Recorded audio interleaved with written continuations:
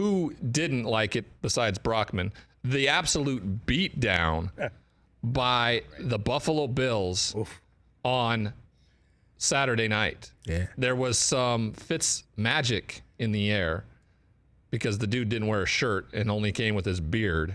Our next guest was spending a little time with him, and we'd love to get his insight on said quarterback's behavior.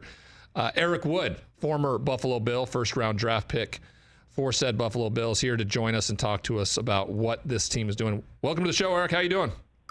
I'm doing great, Ryan. How you doing, brother? It's good, man. It's good to have you. It's good to talk to you. I haven't talked to you for a little while, but another great season by this Bills team, a second consecutive AFC East title, and then a third opportunity against their hated New England Patriots, and they just absolutely took them to the woodshed. What was your impression of this team leading up to that game? There was a ton of confidence I could feel, and how did Saturday night play out? Yeah, honestly, throughout all my media stuff last week, I was saying I thought the Bills were 2 scores better than the Patriots. Just when you look at the rosters, when you look at how that game played out in Foxborough, when you halfway throw out the game in Orchard Park because of the wind, to me, the teams just weren't that close. You have a defense that was down 2 of their cornerbacks heading into the game, some other guys dinged up, specifically Dante Hightower and Christian Barmore on their defensive line, and the Bills got everybody back.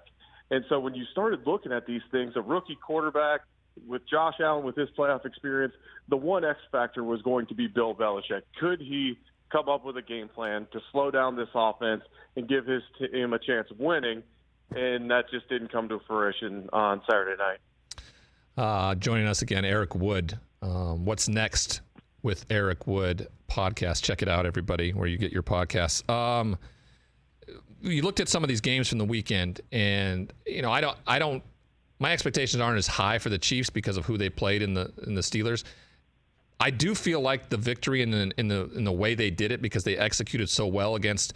No matter what you can say about Bill Belichick and what they've done offensively, he always has a game plan defensively that's going to be stout and get it done. And this Buffalo Bills team, schemed up by Brian Daboll, decimated them. I feel like this win has catapulted Buffalo to a very high position in the AFC. I don't want to make it too high of expectations, but this team is playing as good as anybody right now, it feels like.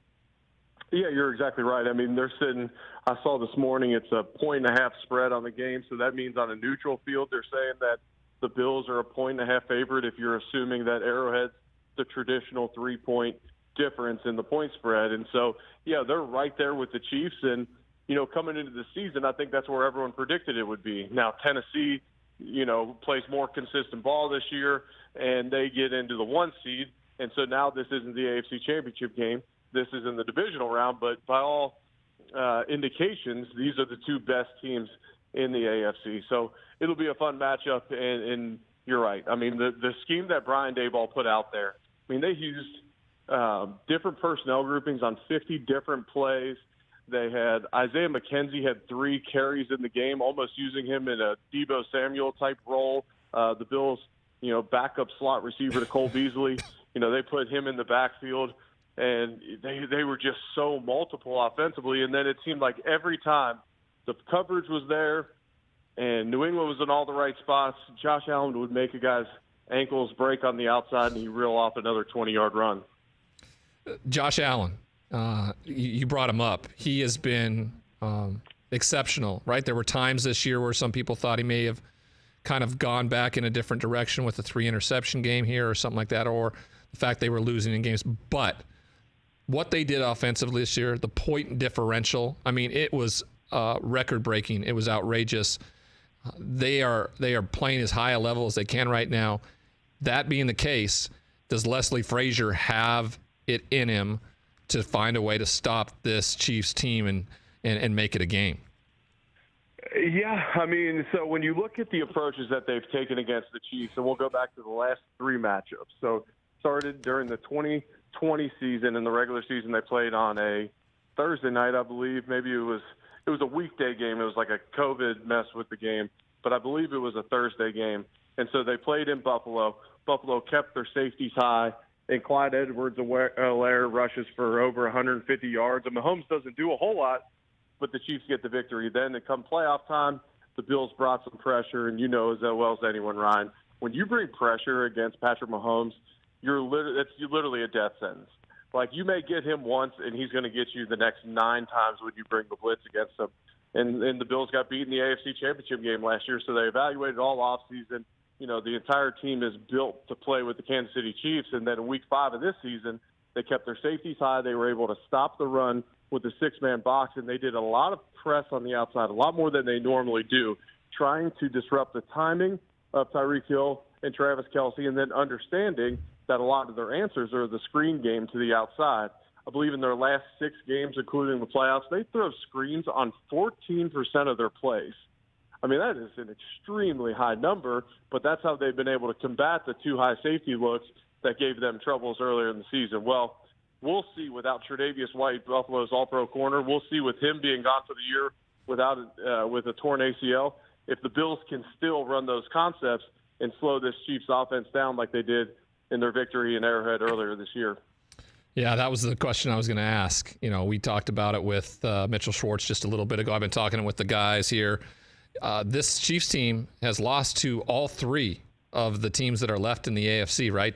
Twice early in the season where they weren't even close, and then a beating by Joe Burrow and the Cincinnati Bengals late in the year that cost them the number 1 overall seed. Does that play any effect once the playoffs start? Is it a confidence builder for the other team, or is it just something that happened and now when the playoffs start, you throw the records out the window and you go to battle? Yeah, I think for a team like Buffalo, it's pretty big because the Chiefs had their number prior. So I think getting that win earlier in the season shows them that they can win, and they can win at Arrowhead. Now, when you're looking at the Kansas City Chiefs and you're looking at the remaining AFC teams, with the amount of experience that they have in the playoffs, having represented the AFC the last 2 years in the Super Bowl, they've hosted the last 3 AFC championship games. I think with the amount of experience they have and the success they've had in the playoffs, it's not as daunting on them. Yeah, I'd take it and run. The fact that you have an experience of winning at Arrowhead, it's huge. Stephon Diggs and that comes from the opinion of a guy that only played in 1 playoff game in a decade, so long career. So yeah, take it for what it's worth there. Same with me, man. One playoff game, one playoff round around there.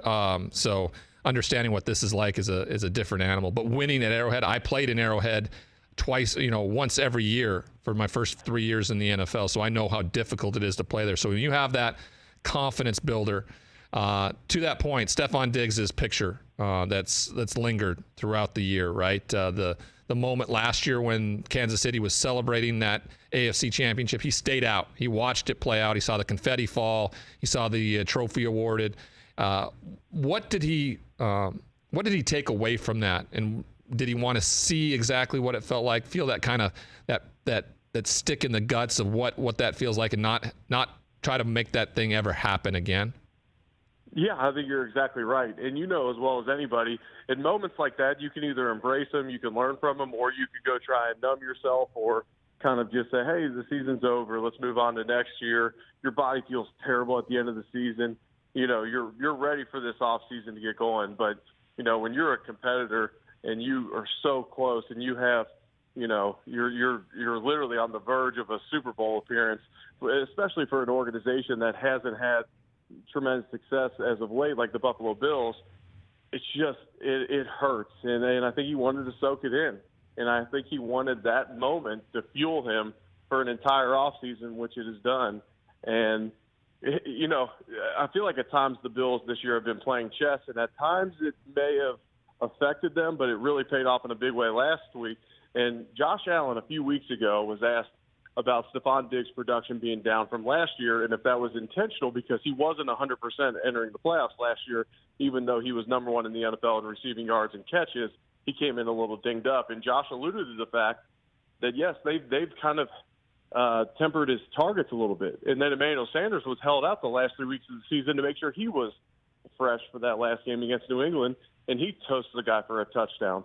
And so we'll see if all of the offseason moves, all of this intentionality through the season of, wear and tear on guys' bodies will pay off this week. We're talking with Eric Wood, Buffalo Bills radio analyst and former All-Pro center for the Buffalo Bills. You also can catch him on What's Next with Eric Wood's podcast there. You made a good point there around tempering some guys as targets, some carries, some things of that nature.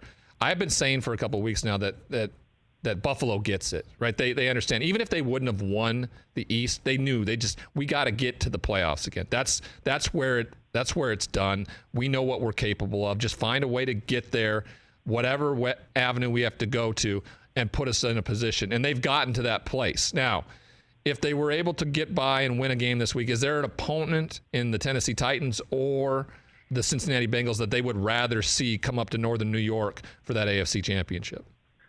Well, I'll say this. If Tennessee wins, the Bills got to go there.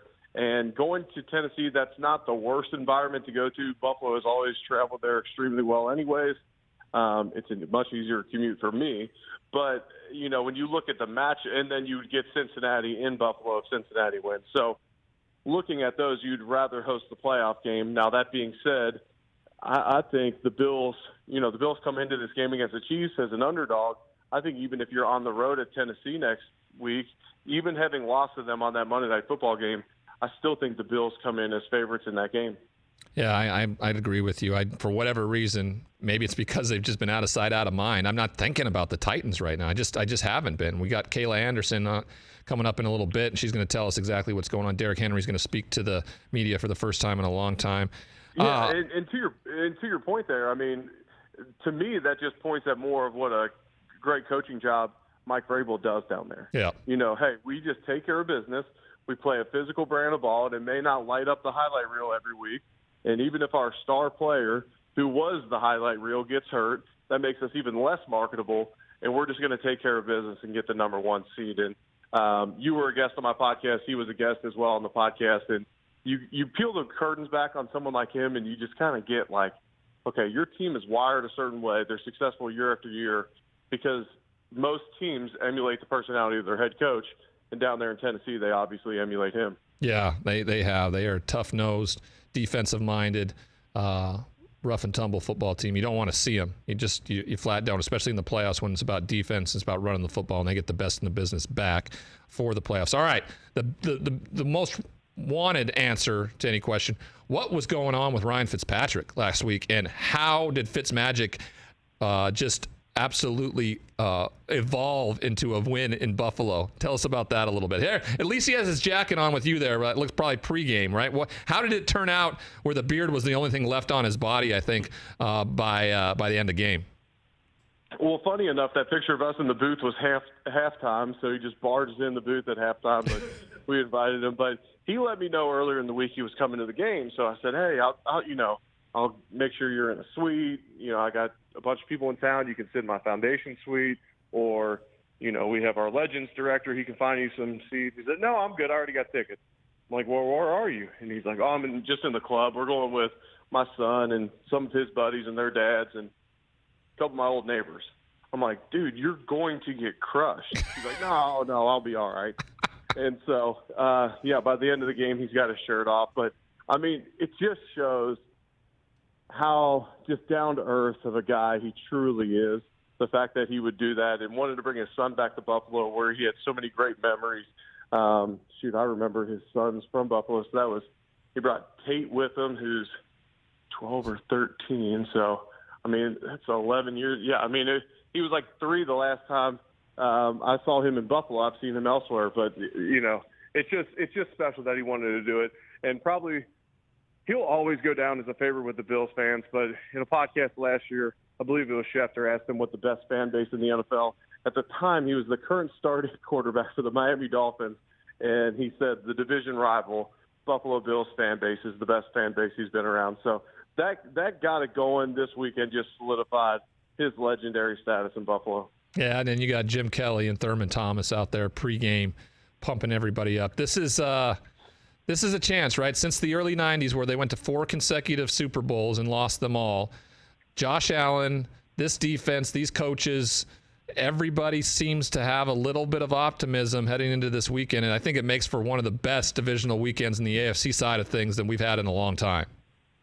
No, I think you're exactly right. And then even when you look at the other game, and I don't want to jeopardize your time, but I mean, I would love to get your thoughts, and we could actually just hash this out another time. But I mean, Joe Burrow, from a second-year player coming off that injury he suffered, yep. I mean, what he's doing is remarkable to me, especially when you consider the fact he doesn't have a whole lot of help from his offensive line. His pocket presence has been outstanding, and then just letting his guys on the outside go make plays. I mean, it's awesome to watch. I'm assuming you feel the same. Yeah, I think you're going to get a chance to see him. I think you really are. I think the AFC Championship's going to be in Buffalo, and I think you're going to get a chance to see him firsthand, and it's going to be a heck of a matchup and a heck of a game. So, Eric Wood, thanks for joining us. We really appreciate it. Good luck to your Bills this weekend. We'll be watching. All right, I appreciate it, brother. All right, good to talk to you. Eric Wood, everybody, former All-Pro center for the Buffalo Bills. Absolute stud. Really got into the transition post-career. That's the name of his podcast, What's Next? And he really delves into that. Even a guy who was an All-Pro, played for years and years and years. First-round draft pick out of Louisville. Still felt like there was something missing. Now, I understand he talked about playing in only one playoff game, but I've been around other players, since I've retired and been in and out of the league, who had played 15, 16 years maybe, and who have won Super Bowl titles, still feel like they didn't accomplish what they wanted to accomplish. Yeah, right. Right? And so it's all about your mindset, your identity. Eric does a great job with his podcast there. He's pretty psyched about this Bills team. I think everybody's pretty psyched about this Bills team. Hey, you watched all the way to the end. Thanks for that. Watch more right here.